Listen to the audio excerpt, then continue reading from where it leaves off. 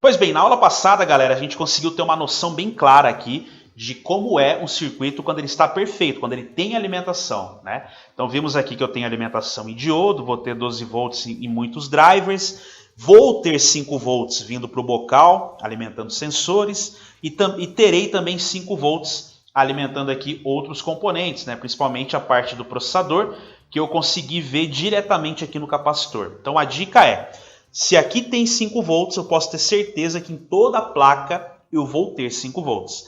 Mas agora surge uma outra questão. E se, por exemplo, eu não tenho alimentação na placa? Quais são os possíveis causadores de defeito? A primeira coisa que você tem que analisar é se eu perco a alimentação na placa, nesse caso aqui, eu posso ter um problema na trilha. Então esse é o primeiro fator. Então o problema drástico aqui nas trilhas de alimentação do bocal fariam com que realmente eu não recebesse alimentação nem no diodo, muito menos em capacitor e em outros componentes. A segunda hipótese de você ter uma perca de alimentação é o regulador aqui, por exemplo, recebendo 12 volts, recebendo aterramento, mas não reduzindo para 5. Então você deveria analisar aqui os 5 volts diretamente no capacitor e na ausência de 5 volts aqui você vai testar o regulador, inclusive até trocá-lo, né? É mais recomendado fazer a troca dele. Agora, existe uma contrapartida aqui também que pode acontecer. Por exemplo, eu às vezes posso ter algum componente que compartilha da alimentação de 5 volts em curto, e aí como consequência esse curto matar os 5 volts da linha. Isso acontece com muita frequência, né? Por exemplo, um processador desse aqui fechando o curto, automaticamente você já teria uma ausência de alimentação aqui no capacitor, não teria 5 volts e como consequência você teria um regulador de tensão aqui que esquentaria demais.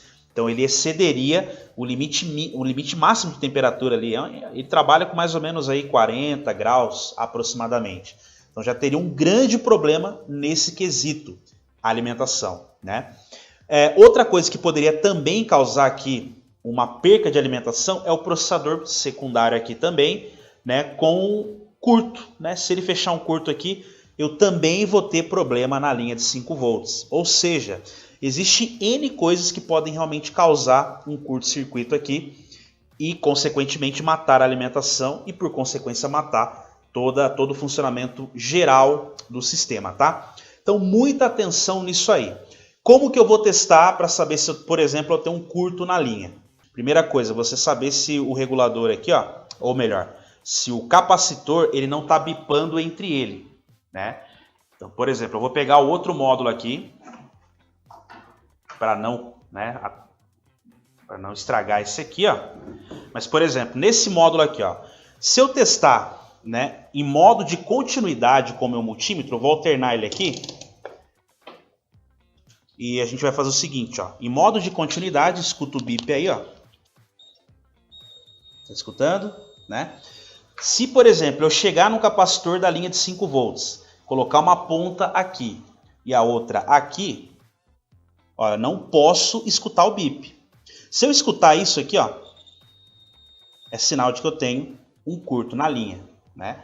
E aí, como consequência, se eu tenho um curto na linha de 5 volts, toda essa questão que a gente comentou aí de mau funcionamento, de não acender a luz de injeção, de não entrar scanner, vai acontecer. Porque se tiver um curto em qualquer componente da linha que compartilhe, digamos assim, os 5 volts, né, eu vou ter problema. E como que eu sei quem compartilha os 5 volts aqui? É fácil, né? A gente sabe que aqui é os 5 volts que o regulador libera para alimentar a parte lógica. Então o regulador ele é bem tranquilo de você entender. Por um pino, ó, por esse primeiro pino aqui, né, ele libera a alimentação de 5 volts e essa alimentação se espalha por toda a placa. Ela vem aqui, por exemplo, para o processador primário. Ó, tá vendo? Ó o bip, ó. Então esse bip indica que a alimentação saiu do regulador, passou pelo capacitor em paralelo e veio até o processador aqui, ó. Vamos ver se mais componentes compartilham desses 5 volts. Vamos ver esse outro aqui, ó. Olha lá, olha o bip. Tá vendo? Então esse componente, se ele fechar curto nessa linha, ele mata a alimentação geral da placa. Outro que pode ser um possível causador de defeito. Vamos ver aqui em cima. Olha lá.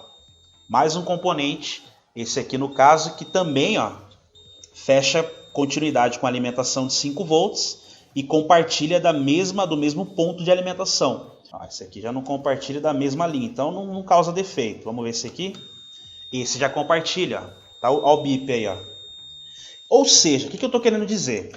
Que todas essas peças que compartilham do mesmo ponto, da mesma origem de alimentação e que, por consequência, alimenta principalmente os processadores, se qualquer pecinha dessa fechar um curto, eu vou ter problema nos 5 volts e vou ter claramente um problema de alimentação nos processadores. E isso, por consequência, vai acarretar no quê? No mau funcionamento. Ou seja, o módulo não vai armar, não vai funcionar. É isso que eu quero dizer. E ele não funcionando, não vai acender a luz de anomalia e, principalmente, também não vai entrar o scanner. É justamente o sintoma que a gente está falando aqui, né, relacionado aí à parte da ficha de manutenção. O primeiro sintoma ficaria muito claro aqui para a gente. Curto na linha de 5 volts, sendo qualquer pecinha dessa, mata o módulo inteiro. Tá? Então fica ligado nisso também, tá, pessoal? Bom, vou tentar fazer esse defeito aqui. Dá para ver ao fundo ele funcionando. Agora eu vou rapidamente com uma pinça, de forma muito rápida, tá, pessoal? Eu vou linkar aqui os 5 volts com o terra. Vamos fingir que esse componente aqui, ele acabou de entrar em curto. Então seria mais ou menos isso aqui que aconteceria.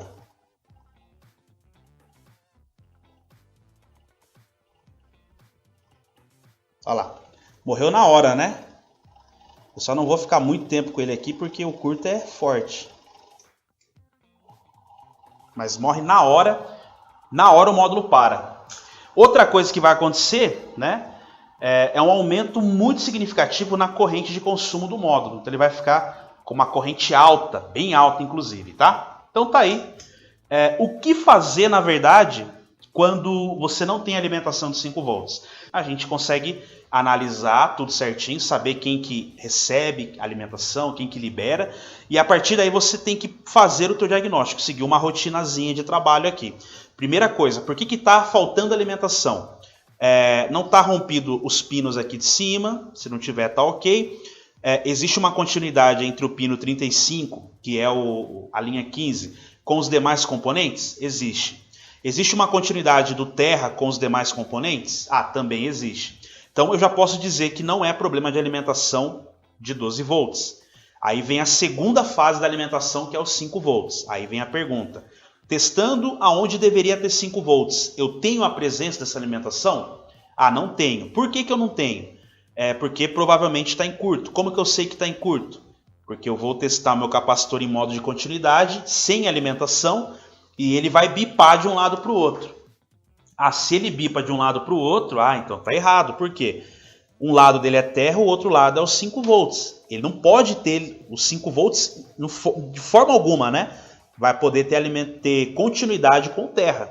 Se os 5 volts bipar em relação ao terra, os 5 volts está morto. Ele vai estar na linha do aterramento e quem domina, no fim das contas, é o aterramento. O aterramento domina toda a parte da alimentação aqui. E como consequência, qual que vai ser o sintoma? Não vai ter alimentação de 5 volts, não vou ter alimentação para processador, nem para memória, e como consequência o meu módulo não vai funcionar e não vai entrar scanner. Bom, percebeu que no vídeo nós mostramos para vocês algumas coisas que vocês têm que pensar na hora de fazer o diagnóstico. O que pode causar certos defeitos, quem controla quem, por onde a alimentação entra, por onde ela sai. Então isso tudo é sem dúvida muito importante antes da gente chegar e simplesmente trocar peça. Não é esse o objetivo. O objetivo é que você realmente coloque a cabeça aí para funcionar, raciocine, né, de forma a conseguir chegar no diagnóstico mais preciso. E como eu falei, se você tem interesse em aprender ainda mais sobre o tema, acesse o link aqui embaixo que eu tenho certeza que você vai gostar do conteúdo do curso de reparo de centrais da linha LED.